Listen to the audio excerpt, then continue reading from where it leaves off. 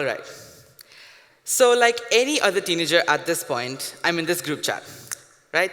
And we're all discussing a new song that had just dropped from one of my favorite artists, Harry Styles. Everyone was excited. Messages were flying in. What were your favorite parts? What do you think about the lyrics? Where would you rank it? Now, I typed out what I actually thought. That the song was one of my favorites and probably one of the best Harry Styles has ever made. But then I read the message. I read out whatever I typed, and I paused. Then I imagined the silence after I sent the message. Why would you say that? That's so weird. It's not that great. So then I decided, I admit that I did something I wasn't really proud of. I deleted that message and typed something safer. Oh yeah, it wasn't that great. And I hit send. And then I got the coveted 3 dots. I got the response that I wanted.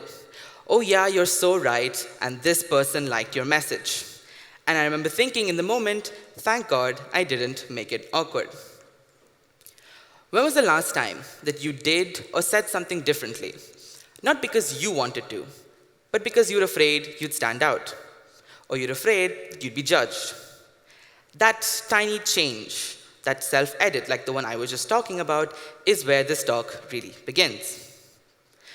Now, Contra Mundum is the title of my talk. And yes, before you think it, here comes the teenager using Latin to try and sound deep and philosophical. But Contra Mundum means against the world. But against the world doesn't mean fighting it. It doesn't mean rejecting everything it has to offer.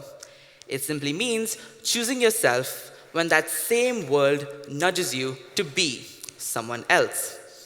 Now you might be wondering, what is the point of this guy? Right? First is unending questions, now Latin. This has to go somewhere. Well, we've arrived at that point, and it is a list. A list of genres, a list of activities, a list of things people my age are supposed to like and be interested in.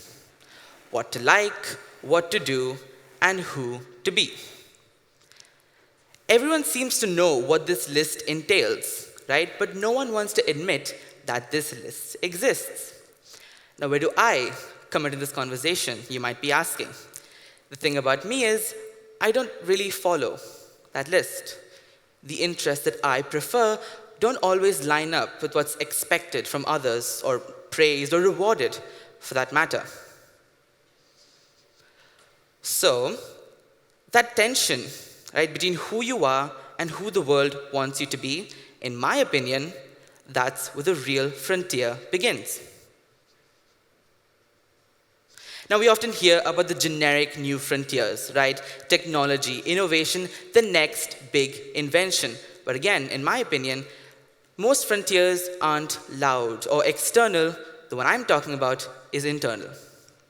How do you hold onto your identity in a world that constantly nudges you to change it? A world where blending in feels easier than standing firm, where agreement feels safer than honesty. Now, my close friends know this, but I guess the entire world will now. I've been bullied for this exact same reason. Now, not because I did anything wrong or said anything wrong, but apparently I committed a much worse crime. I just wasn't into the same things as my peers. Sometimes it was quiet jokes. Sometimes it was subtle exclusion from conversations. And sometimes it was a look. A very specific look. The kind of look that says, you don't really belong here. Now, after a while of enduring through all of that, something tends to shift. You stop questioning the expectations set by society, and you start questioning yourself. You begin to feel like not fitting in is somehow your fault. And for a long time, most of my teenage life has felt exactly like that. Coming back home every day and asking that same question, what's wrong with me? And I was blaming myself for things that were never mine to fix. Now, there are a few powerful forces behind why we change. Why does liking what we like sometimes feel like a risk? Or why does going our own way suddenly feel uncomfortable? Again, there isn't one answer, but there are several. So let's start with the most familiar one. Now, when we hear the term peer pressure, we usually imagine extremes. I guess watching high school TV shows has made us think that, oh, it's someone forcing you, cornering you, telling you exactly what to do with the use of threats or the use of force. But that's not how it works, at least not anymore. Most peer pressure today is quiet. No one gives you rules. No one explains expectations, and you just observe.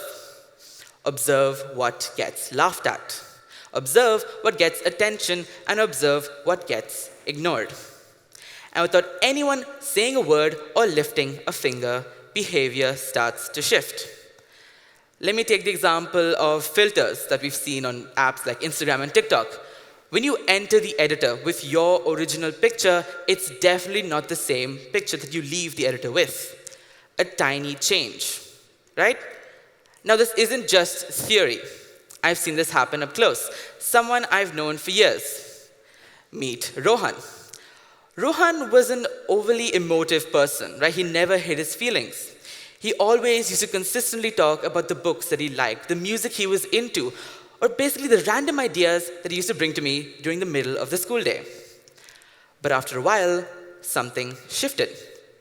He started agreeing more. He started laughing at jokes he didn't even understand.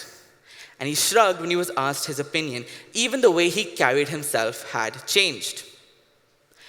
It was disappointing, right? Watching someone you've known for so long seems like he starts to fade away.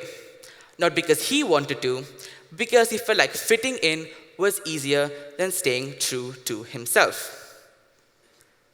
Now, peer pressure doesn't work alone. It works with trends, the pull of trends and the pull of crowds. Sometimes we don't like things because we actually like them, but because they're already liked by others. Now, I've been in rooms where I didn't really belong in the conversation, once again. So I nodded. I smiled. I laughed at jokes I didn't understand the context behind as well. And why, you may ask, dear audience? Just to stay in the room, just to stay relevant.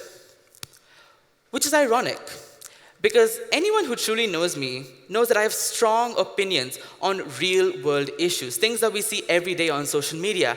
And yet, I was caught blending in because of something this small. That is how powerful the crowd truly is.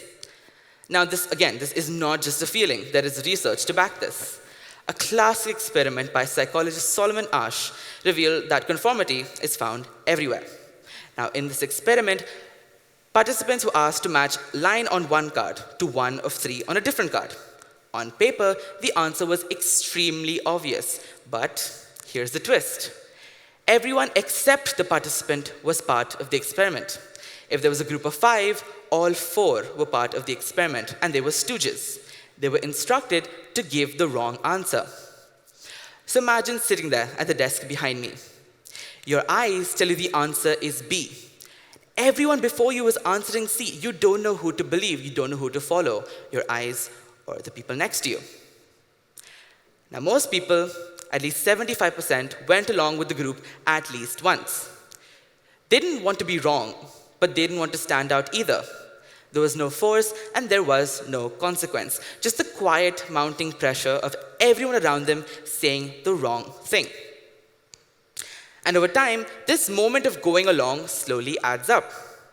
That influence reshapes us into who we think we're allowed to be, what we think we're allowed to say, and what we think is acceptable to others. Now indulge me for just a moment. Imagine the mind, your mind, as a mosaic, or a painting, or a jigsaw puzzle, whatever you see fit. Every experience we live through, every person we hear, everything that we see is part of that painting or that mosaic. And these are fragments. These fragments form patterns shaping how we think, what we value, and who we eventually become. There have been countless stories of people who set out to live fully, pursue what mattered to them deeply in whatever field it may be. But they lost themselves along the way. And if we don't actively choose which pieces of the mosaic that we keep close to us, Our identity doesn't just vanish or disappear, it gets buried. Now remember that unspoken list I mentioned at the start, the one that supposedly tells you what to be and who to like. For a long time, I thought of it as a manual to life, without realizing that none of it is required to live at all.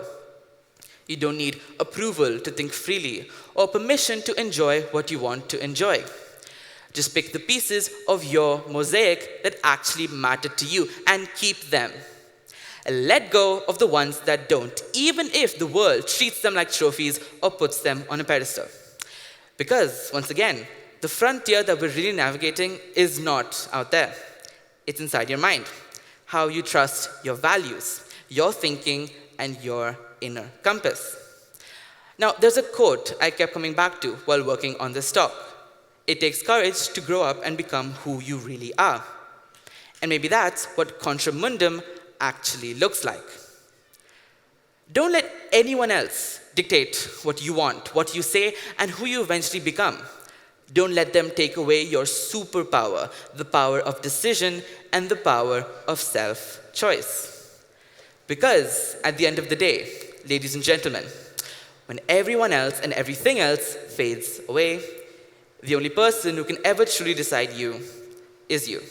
Thank you very much.